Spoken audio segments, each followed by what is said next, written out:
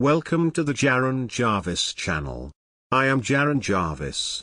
Today, I would like to introduce to you, I now know why my best friend acted creepy. I have always been a scrawny person since I was in elementary school. Granted, due to my semi-decent sense of humor I was never bullied, but to the opposite sex I was never deemed attractive or dateable.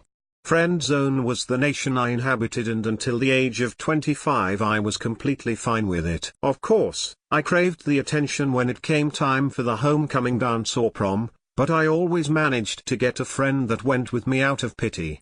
After high school I went to a local college and graduated 5 years later. I ran out of funds, so I worked in sales after my sophomore year to make enough money for my last 2 years. On my graduation day I looked back on the years I spent in college and immediately felt regret. Every day after my classes I would just go back home and eat dinner with my parents and go to my bedroom where I would spend the whole night surfing the web and reading. I made a couple of friends and had a date that ended terribly, but I just felt like I never truly utilized college for all of its worth. I was accepted into an out-of-state college, but I decided against it because I did not want to get out of my comfort zone. After college I tried to find a job that went along with my major, English, and found that it is pretty much impossible to get a teaching job in the town I lived in. After 4 months of looking for a job I decided that any job was as good as any and went to the local electronics store for my old job back. The manager was more than happy to take me back as I was the top seller every month I was there. I don't like to go out and make friends, but I was definitely good at making people spend their money. When I came back for my first day back 3 days later I realized that it was a completely different crew except the manager. There were 3 salesmen, Mac, Vance, and Jonathan, and the manager, Anthony. Before I came back in, Mac was the top salesman for the past 6 months and we automatically did not like each other. Vance was the lowest salesman, but he always cleaned the store up and made sure all of the inventory was correct. Jonathan was the middle-tier salesman, and we became fast friends. There really isn't much to talk about the world of sales. People come in looking for X object and we sell them X object while trying to add on accessories. Sometimes we would get them to loosen on their original budget and go for a higher-end model. That is about as far as sales really go to me. It gets me a paycheck and I can pay the rent. My mother and father suddenly started charging me. 3 weeks into working there, Jonathan asked if I wanted to come over to his house to hang out and drink a couple of beers. I agreed, and after work we went there and turned on a couple of movies while downing beer after beer. After about 3 hours I decided it was time for me to go home. But Jonathan rationalized with me about the dangers of driving drunk. He brought out 2 pillows and a blanket. He pointed at the couch and I sat back down. He put the blanket and pillows beside me and told me good night while he walked back to his room. I don't know when I fell asleep, but I remember snapping awake. I have this thing ever since I was young where I would slightly open my eyes in case it's already bright, but I found the room to be completely dark. I slightly glanced up trying to figure out where I was, but what I saw made me close my eyes completely and start shaking a little. Jonathan was standing in the hallway while staring at me. I waited about 10 minutes and slightly opened my eyes once more to see that he was going back into his room. The next morning I woke up to the smell of bacon. I quickly got out of bed and went into his kitchen. He was cooking and looking like his normal self, so I just let my paranoia slide off and I asked him if he needed any help. With a wave of his hand he just told me to sit down and enjoy my hangover. I sat down on the couch until he was done cooking and we ate bacon and pancakes.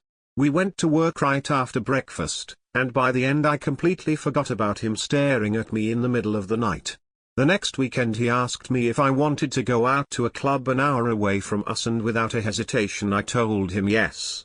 I told him I would wear my black suit to look extra spiffy, and while laughing he told me he would pick me up from my house at 10 p.m. Around 1015 I heard him honking and I went outside and got into his car. When I saw him I had to take a double take. He was wearing the same exact thing as me. Black suit and a white button-up shirt. I just decided to ignore it. We got to the club at 11, right as the doors were opening, and before it was midnight I was having the time of my life. For the first time in my life I was meeting girls that seemed to take an interest in me, and I even got to dance with a couple of them. The only thing that really threw me off was that Jonathan seemed to be staring down every single girl that even gave me a slight bit of interest. At 2, Jonathan came up to me and told me that it was time to go home, so I went to the bar to pay off my tab. While I was paying my tab, a girl that I danced with earlier came up to me and slipped a piece of paper in my pocket while giving me a light peck on my cheek. I know I blushed, but I maintained my composure enough to give her a wink and a little smile. When I got into the car, I took out the piece of paper and showed Jonathan. Nearly bouncing in my seat with my excitement, I told him that she was definitely a girl that I would not mind dating. He asked me what she looked like, so I told him that she was a little shorter than me, brown hair, and green eyes. Then I started to explain to him how pretty she was, but I noticed that he had changed his expression from happiness to what seemed like anger. The whole car ride was filled with awkward silences and sideway glances from Jonathan. I felt like he had gotten a bit too weird for me, so I started to avoid him at work.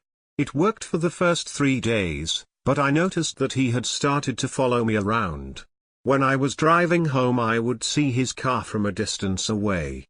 Sometimes when I was lying in my bed, I would spot a set of eyes coming from the set of trees in front of my house, but every single time I would walk up to the window, I would see the eyes vanish. I didn't really know it was him until I saw a figure with bright green shoes run down the street. I know Jonathan is the only person I have ever seen wear bright green shoes. They were the shoes he wore whenever he went out running or whenever he exercised.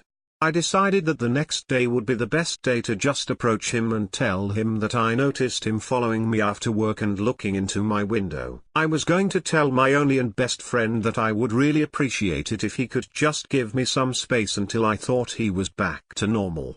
That next day the store was closed. The store was closed because Jonathan was found in the middle of the night by the police with a giant gaping hole in his chest. His heart was removed and placed in his mouth. Where his heart should have been was a credit card from our store. The magnetic strip was rubbed off, and the name and card number was grinded off. On his stomach was a series of cuts to reveal a little note.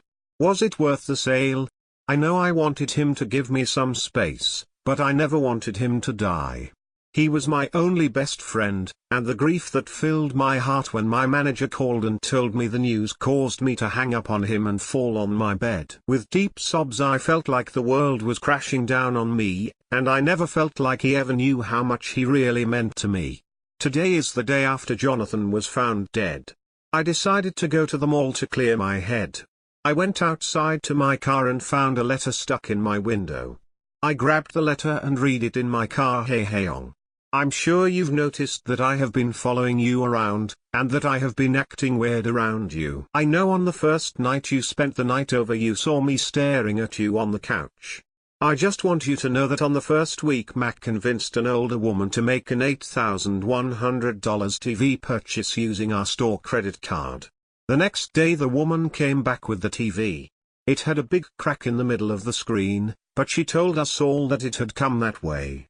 Normally, we just return it and get our money back from the manufacturer, but Mac did not want to lose out on the commission. It was the last one we had in stock and he wanted to have an upper hand on you.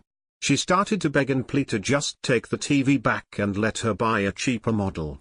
She told him that she didn't even have the money to pay the monthly bill. He just told her she was out of luck and made her take the TV back into her car. That night she killed herself. She was clutching a remote in her left hand and an empty bottle of pills in her right hand. The daughter came in 3 days later. It was your off day, but Mac was there. She went up to him and told him about the death of her mother. She didn't seem sad, but I could tell she was not here to ask about what can be done with the bill. With a smile she asked who the salesman was and the motherfucker told her it was you and described what you looked like. With a smile she skipped out the door and drove off in her red sedan. When you spent the night I woke up to the sound of a car engine starting up around 2 a.m. I looked out the window and saw that same red sedan. When we were going to the club I saw the red sedan following us. When you described to me about the girl that gave you her number, it matched what she looked like exactly. I just wanted to make sure you were safe, so I followed you home and I kept watch over you.